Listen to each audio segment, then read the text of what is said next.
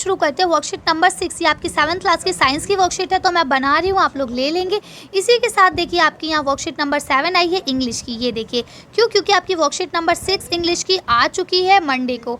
ठीक है, तो अब मैं इसको बना रही हूँ। इसके अलावा आपको आसानी से वर्कशीट्स मिल सके मेरी वीडियो अगर आपको ढूंढने में परेशानी होती है तो आप लोग उसके लिए प्लेलिस्ट का इस्तेमाल करा करें ताकि आपको आसानी से सारी वर्कशीट्स मिल सके। चलिए तो शुरू करते हैं। आप लोग इसे अच्छे से लेबल कर लेंगे, वर्कशीट नंबर डाल देंगे, डेट डाल देंगे, सब्जेक्ट, अपना क्लास, अपना नाम और अपने क्लास टीचर का नाम आप लोग लिख लेंगे। आज हम लोग क्या पढ़ेंगे, heating effects of electric current, यानी इलेक्ट्रिक करंट के हीटिंग इफेक्ट्स को आज हम जानेंगे कि किस तरह से जो इलेक्ट्रिक करंट है वो हीट भी करता है। देखिए क्या लिखा है, Sneha has seen her mother using an electric heater for cooking food and electric iron straightening her clothes, यानी कि उसने देखा, स्नेहा ने, कि उसकी मम्मी खाना पकाने के लिए इलेक्ट्रिक हीटर और उसके कपड़ों को प्रेस करने के लिए इलेक्ट्रिक आयरन यानी इलेक्ट्रिक प्रेस का इस्तेमाल करती हैं।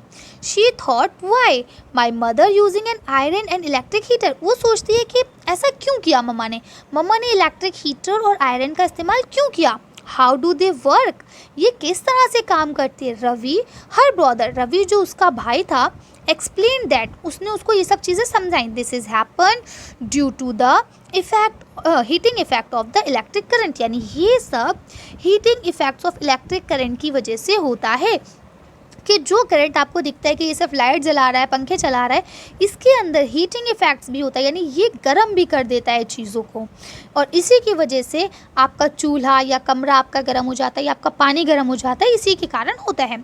लिखा है when an electric current flow through a wire, यानी जैसे ही इलेक्ट्रिक करंट को हम एक वायर के थ्रू पास करते हैं, द वायर गेट हीटेड, तो वायर जो है वो गर्म होने लगता है। It is called the heating effect of electric current, और यही क्या कहलाता है, आपका heating effects of electric current कहलाता है। Example, when the switch on the geyser water becomes hot, यानी जैसे ही हम गीज़र का स्विच ऑन करते हैं पानी अपने आप गर्म हो जाता है।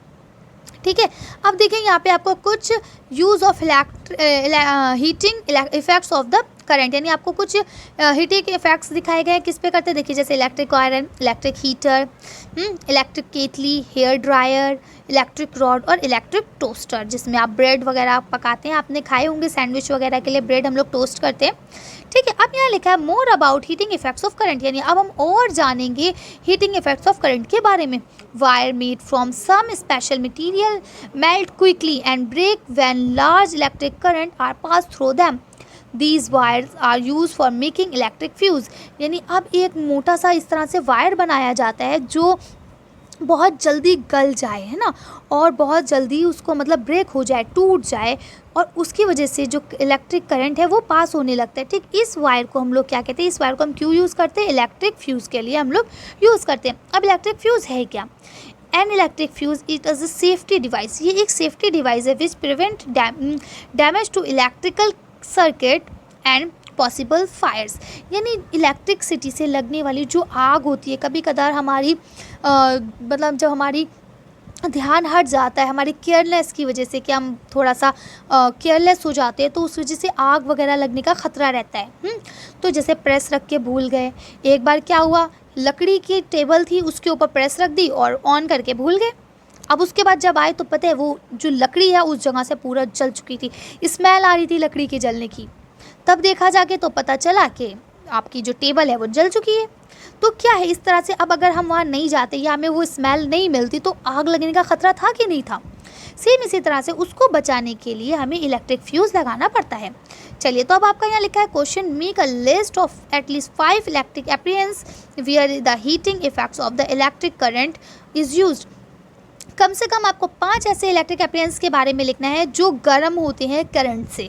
चलिए, तो इसका आंसर हम लोग देखते हैं। तो देखिए यहाँ पे आप इसको लिख लेंगे कि electric iron, electric heater, electric kettle, hair dryer and electric rod. ठीक है, तो इस तरह से आप चाहे तो इसकी पिक्चर्स बना सकते हैं, चाहे तो पेस्ट कर सकते हैं और चाहे तो खाली नाम भी लिख सकते हैं। चलिए नेक्स्ट क्वेश्चन पढ़ते हैं। क्वेश्चन नंबर 2 है, why should we not touch a lighting bulb, यानी कि एक लाइटेड बल्ब जो जलता हुआ बल्ब है उसको हमें क्यों नहीं छूना चाहिए। चलिए इसका आंसर देखते हैं। इसका आंसर यहाँ से लिख लेंगे, if we touch the bulb with our hands, अगर हम अपने हाथों से बल्ब को छूते हैं और ख़ासतौर से जलते हुए बल्ब को, तो हमारा हाथ जल जाएगा। क्यों? क्योंकि बल्ब जो है वही इलेक्ट्रिसिटी की वजह से गर्म हो चुका होता है। ठीक है, तो इसलिए हमें बल्ब को नहीं छूना चाहिए। चलिए अगला क्वेश्चन देखते हैं। अब आपका लास्ट क्वेश्चन है कि what is an electric fuse, electric fuse है क्या? चलिए इसका आंसर देखते हैं और उसके बाद हम लोग अपनी नेक्स्ट वर्कशीट को शुरू करेंगे इंग्लिश की। चलिए इसका आंसर देखते हैं। इसका आंसर यहाँ से लिख लेंगे कि इलेक्ट्रिक फ्यूज़ क्या है। An electric fuse is a safety device which prevents damage to electrical circuit and possible fires, यानी कि इलेक्ट्रिक सर्किट जो होता है, यानी कि बिजली के तार को टूट के या चिंगारी से उसमें जो आग लग जाती है वो लगना या आग लगना, इन सब चीज़ों से हमें बचाता है। तो आप इस तरह से इसका आंसर लिख लेंगे। चलिए अब इंग्लिश की वर्कशीट को पढ़ते हैं। ये आपकी है इंग्लिश की वर्कशीट, वर्कशीट नंबर 7। तो आप लोग इसे अच्छे से लेबल कर लेंगे, सब्जेक्ट डाल देंगे अपना क्लास, अपना नाम, अपने टीचर का नाम और डेट आप लोग लिख लेंगे। चलिए आज हम पढ़ते हैं कि आज इस वर्कशीट में हमें क्या पढ़ना है। The following 2 passages have been, तो आपको 2 पैसेजेस दिए गए टेकिंग फ्रॉम द चैप्टर से। कौन से चैप्टर से? 3 question. Read the passage and draw the character in the characters will. ठीक है, यहाँ आपको कैरेक्टर विल दिया गया, इसके अंदर से आपको कैरेक्टर्स को बनाना है। Then in each section write the approximate word by choosing the right option from the words help। ठीक है, outside the box of circle। अब इन्होंने बोला कि जो आपको सर्कल दिया गया है ना, इसके आउटसाइड ही आपको बॉक्स दिए गए हैं, इनकी मदद से आपको यहाँ पे इसके आंसर्स को फिल करना है। चलिए पहले ऊपर पढ़ लेते हैं फिर इसको देखेंगे। तो आपको पहला पैराग्राफ क्या दिया गया है, पहला पैसेज जो दिया गया है क्या लिखा है। The hermit lived in the wood which he never left। He say no one but simple people, and so the king put on ordinary clothes. But before he reached the hermit hut, the king left his horse with his bodyguard and went on alone। यानी जो hermit था वो जंगल में उस जगह पे रहता था जहाँ पे कोई भी नहीं आ सकता था, और उसके अलावा वो किसी से भी नहीं मिलता था। वो सिर्फ किससे मिलता था? जो सिंपल पर्सन होते थे, वो ऑर्डिनरी लोगों से नहीं मिलता था। ठीक है, इसीलिए बादशाह ने क्या करा, वो मतलब बड़े लोगों से नहीं मिलता था, वो सिर्फ ऑर्डिनरी पर्सन से मिलता था, जो सिंपल लोग हैं, गरीब लोग हैं, है ना, जो वाकई मददगार हैं, जिनको मदद की ज़रूरत है, उनसे ही मिलता था। तो ये चीज़ बादशाह को पता थी, इसलिए बादशाह ने क्या करा, ऑर्डिनरी कपड़े पहने, अपना सब कुछ वहीं छोड़ दिया। और जब उसकी झोपड़ी आई, hermit की जो हट्स है, उसके पहुंचने से पहले उसने अपने घोड़े और अपने बॉडीगार्ड सबको छोड़ दिया और वहाँ से वो अकेला आया। अब लिखा है as the king came near the hermit's hut, जैसे ही जो बादशाह है वो उसकी झोपड़ी के पास आया hermit की, he saw the hermit digging the ground in the front of his hut. यानी उसने क्या देखा कि जो hermit है वो ज़मीन को खोद रहा है, कहाँ? अपनी झोपड़ी के आगे। He greeted the king to continue digging. अब उसने मतलब बादशाह को देखा और मतलब देख के कोई बहुत ज़्यादा बातें नहीं करी और अपने डिजिंग यानी गड्ढा खोदने को चालू रखा। The hermit was old and weak, जो hermit था वो ओल्ड था और बहुत कमज़ोर भी था। And he is hard work, और वो हार्ड वर्किंग भी था। ही ब्रेथ हैवली, वो बहुत ज़्यादा, मतलब जब कोई इंसान मेहनत का काम करता है तो खींच खींच के बहुत ज़ोर ज़ोर से सांस लेते हैं ना, तो वो बहुत मेहनत का काम कर रहा था, कमज़ोर भी था, बूढ़ा भी था, इसीलिए वो बहुत खींच खींच के सांस ले रहा था। तो अब देखिए, अब आता है आपका ये सर्कल। तो अब आपको यहाँ पे देखिए क्या लिखा है, write the name of characters whom the king went to visit. उस कैरेक्टर का नाम लिखिए जिससे बादशाह मिलने गया था। तो आपको यहाँ कुछ स्पेलिंग्स दी गई हैं, तो आपका इसका आंसर क्या हो जाएगा, hermit। तो बस आप इसमें ना सिंपल सा hermit लिख लेंगे।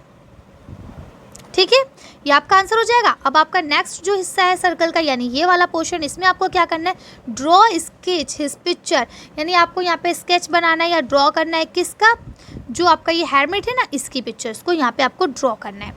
अब आप चाहे ड्रॉ करें, चाहे कट पेस्ट करें, चाहे कॉपी मतलब फ़ोटो कॉपी करा के पेस्ट कर लें, आपकी मर्ज़ी के ऊपर है। ठीक है, अब आपका ये वाला जो कॉलम है, इसमें आपको क्या करना है, इसमें आपको उसकी क्वालिटीज़ बतानी है कि उस जो आपका कैरेक्टर है यानी कि hermit का, तो वो क्या कर रहा था। तो देखिए, सबसे पहले ओल्ड भी था तो आप ओल्ड लिख देंगे, हार्ड वर्किंग भी था, हार्ड वर्किंग भी लिख देंगे, वीक भी था तो वीक भी लिख देंगे। देखिए, जवान तो वो था नहीं तो यंग भी नहीं लिखेंगे, टाइट भी नहीं था वो, ठीक है, इनर्जेटिक भी नहीं था, और वाइस था तो आप वाइस लिख देंगे। तो इस तरह से आप यहाँ पे लिख देंगे, क्या क्या आ जाएगा, ओल्ड, हार्ड वर्किंग, वीक, 3 ये आ जाएंगे। तो देखिए 1 2 3 हो गए। उसके बाद आप लिखेंगे एनर्जेटिक यानी कि एनर्जी से भरा हुआ था, और वाइस था यानी पादरी था। तो इस तरह से मतलब जो सन्यासी होते हैं ना उनको वाइज कहा जाता है। तो आप ये 5 लिख देंगे, 20 से यंग और टायर्ड दोनों को काट देंगे। ठीक है, अब आपका लास्ट वाला जो है इस कॉलम में आपको क्या करना है, इसमें आपको लिखना है कि वो क्या कर रहा था। तो देखिए, एक तो वो डिजिंग कर रहा था यानी गड्ढा खोद रहा था, उसने ग्रेडेड किया यानी उससे दोस्त मिला और उसके बाद वो दोबारा से अपने काम में लग गया। तो आप 3 लिखेंगे, इसमें से जंपिंग को आप काट देंगे। ठीक है, तो आप इन तीनों को यहाँ लिख लेंगे। अगर कोई प्रॉब्लम होती है तो आप पूछ सकते हैं, लेकिन मैंने ना इसको एडिट इसी वजह से नहीं किया है क्योंकि एडिट करने पे बहुत ज़्यादा ब्लर हो जाता है, तो फिर आपको देखने में प्रॉब्लम होती है। चलिए, अब आपका क्वेश्चन नंबर बी लिखा है, now with the help of the character wheel, यानी आपका जो ऊपर कैरेक्टर व्हील्स था उसकी मदद से let us try to sketch hermit character by choosing correct adjectives. अब हमें क्या करना है कि चूजिंग कैरेक्टर, जो आपकी हेरमिट की कैरेक्टरिस्टिक थी कि हेरमिट कैसा किरदार था, किस तरह से उसने अपना रोल प्ले करा है, आप उसके बारे में ऊपर सर्कल से देख के लिखेंगे। तो आप क्या लिखेंगे, द हेरमिट वॉज अ क्या था, वाइज मैन। ठीक है, तो फुलिश तो बेवकूफ़ तो था नहीं, वाइज था। ठीक है, यानी कि एक सन्यासी था वो। He was old and weak, वो बहुत बूढ़ा और कमज़ोर था। He lived in the wood and as was very hard working, वो कहाँ, जंगलों के बीच में रहता था और वो बहुत ज़्यादा हार्ड वर्किंग था। तो इस तरह से आप लोग इसे कर लेंगे। अब आपका यहाँ लिखा है makes a similar chart wheel. अब आपको सेम ऐसे ही एक चार्ट व्हील बनाना है, the king and try to write few lines about him. अब आपको ऐसे ही एक किंग का यानी बादशाह का भी इसी तरह से एक चार्ट बनाना है और उसके बाद उसको फिलअप करना है। चलिए इसका आंसर देखते हैं।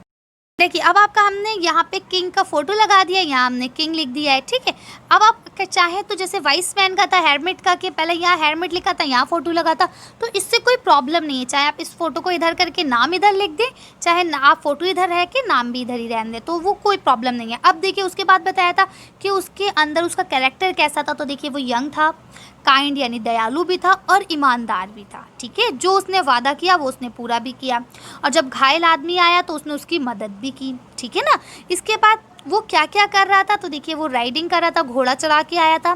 फिर उसने डिजिंग करी यानी हेरमिट के साथ गड्ढा खोदा, और उसके बाद जब वो मरा हुआ मतलब घायल व्यक्ति आया तो उसने उसको क्या करा, उसको ट्रीटमेंट भी किया। तो इस तरह से आप इस की वर्कशीट को हम लोग यहीं खत्म करते हैं। आज की वीडियो में बस इतना ही। अगर आपको हमारी वीडियो पसंद आई हो तो प्लीज़ इसे लाइक और शेयर करें। अगर अभी तक आपने हमारे चैनल को सब्सक्राइब नहीं करा तो प्लीज़ हमारे चैनल को सब्सक्राइब करें। Thank you for watching.